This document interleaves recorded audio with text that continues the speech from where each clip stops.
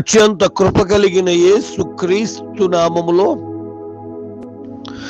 వాక్యాన్ని వింటున్న బిడ్డలందరినీ కూడా దేవుడు సమృద్ధిగా దీవించి ఆశీర్వదించును గాక. ఆమేన్. ప్రియ దేవుని బిడ్డలారా, అందరూ ఎలాగున్నారు? బాగున్నారు కదూ? ఉదయమే లేచి ప్రార్థన చేసుకున్నారా? పరిశుద్ధ గ్రంథమైనటువంటి బైబిల్ను బాగా చదివారా? ధ్యానించారా? ఎందుకంటే మన దేవుడు గొప్ప దేవుడు. ఒకవేళ ఎటువంటి కష్ట స్థితుల్లో ఉన్నా తన కనికరాన్ని చూపి మనల్ని ధైర్యపరిచి ఆ పరిస్థితుల నుండి విడిపించగలిగిన శక్తిమంతుడు మన దేవుడు. అందుకే అంటారు కీర్తన 23వ కీర్తన 33వ కీర్తన మనం చూసినట్లయితే 12వ వచనం, యెహోవా తమకు దేవుడుగా గల జనులు ధన్యులు, ఆయన తనకు స్వాస్థ్యముగా ఏర్పరచుకొను జనులు ధన్యులు అని.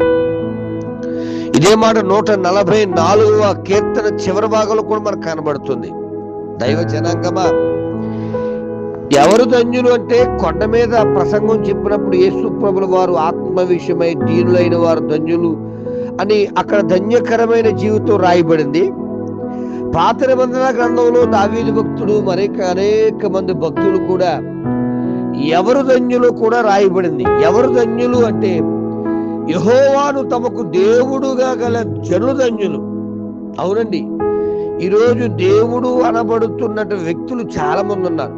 మనుషులే దేవుణ్ణి చేసేశారు. మనుషులు దేవుని చేసి ఆ దేవుణ్ణి ఆరాధించుకుంటున్నారు. మరి వారు ధన్యులు కాదు. కానీ ఈ భూమిని, సకల చరాదులను, ఈ సృష్టి అంతటిని చేసిన ఆ తండ్రి అయిన దేవుణ్ణి ఎవరైతే దేవుడుగా అంగీకరిస్తారో వారు ధన్యులు అని మాట మనకు కనబడుతూ ఉన్నది బిడ. అందుకంటే 84వ కీర్తన 5వ చరణం చూస్తే, నీ వలన బలమునందు మనుషులు ధన్యులు. ఎవరు బలపరచాలంటే దేవుడు బలపరచాలి మనల్ని. ఫిలిప్పి 4:13 ప్రకారం నన్ను బలపరచు వారి యందు నేను సమస్తము చేదును అన్న రీతిగా దేవుడు నిన్ను బలపరిస్తే ఎటువంటి కార్యములైనా చేయగలవు. దేవుణ్ణి దేవుడుగా కలిగి, అనగా యెహోవాను దేవుడుగా కలిగి నువ్వు నిలబడితే ధన్యకరమైన జీవితం. రెండవదిగా గమనిస్తే,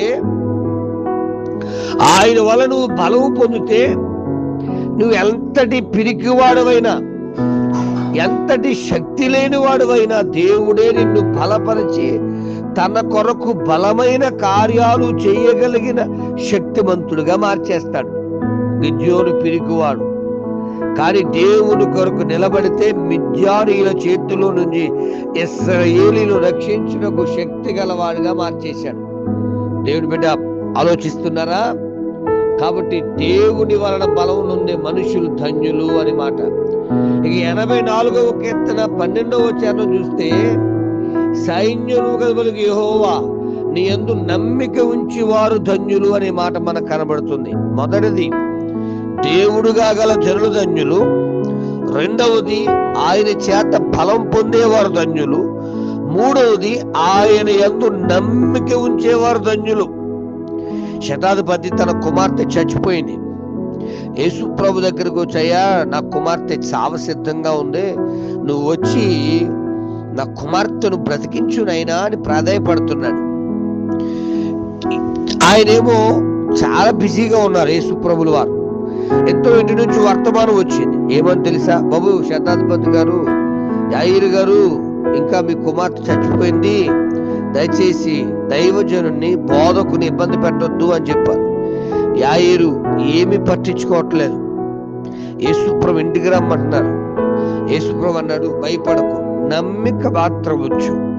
బిడా, నీ పరిస్థితి ఉదయకాల సమయం ఎలాగుందో, భయాందోళనతో, ఇబ్బందులతో, అవమానాలతో, తెల్లారితే ఏమైపోతుందో అన్నట్టుగా ఉందేమో. భయపడకు, ప్రభు నీ పట్ల గొప్ప కార్యము చేస్తాడని ఒక నమ్మిక మాత్రం ఉంచు. తప్పకుండా దేవుడు మనల్ని ఆశీర్వదించి వాడై ఉన్నాడు. మొదటగా యెహోవాను తమకు దేవుడుగా గల జనులు ధన్యులు. రెండవదిగా ఆయన వలన బలము నొందే మనుషులు ధన్యులు.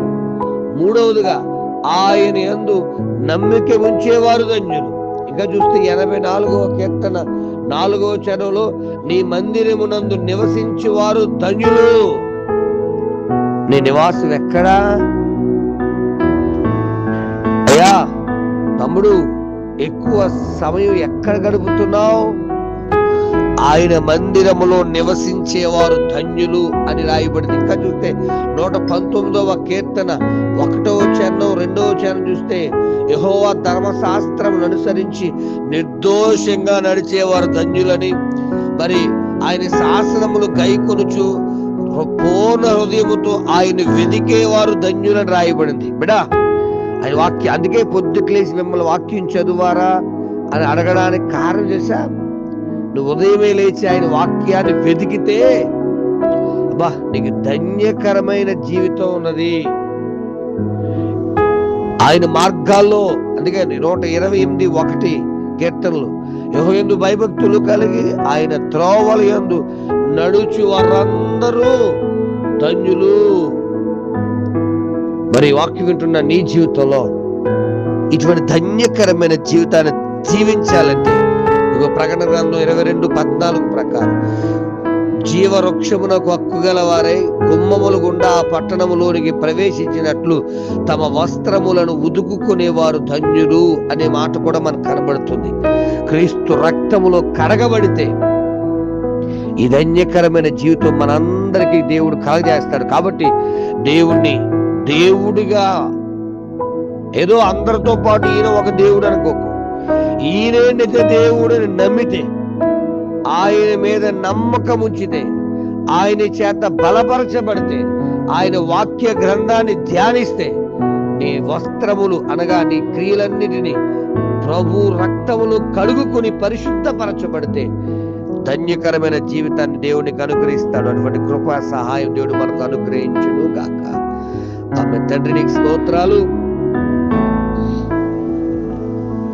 ఎవరు ధన్యులు అని మేము ఆలోచన చేస్తే నీ మందిరములో నివసించేవారు. ఎవరు ధన్యులు అని మేము ఆలోచన చేస్తే ప్రభువా నిన్నే దేవుడుగా అంగీకరించేవారు. ఎవరు ధన్యులు అంటే నువ్వు బలపరిస్తే బలపరిచేవాడు, నీ మీద నమ్మకం ఉంచేవారు, నీ రక్తములో కడగబడేవారు నిజమైన ధన్యులని మాతో స్పష్టంగా మాట్లాడు.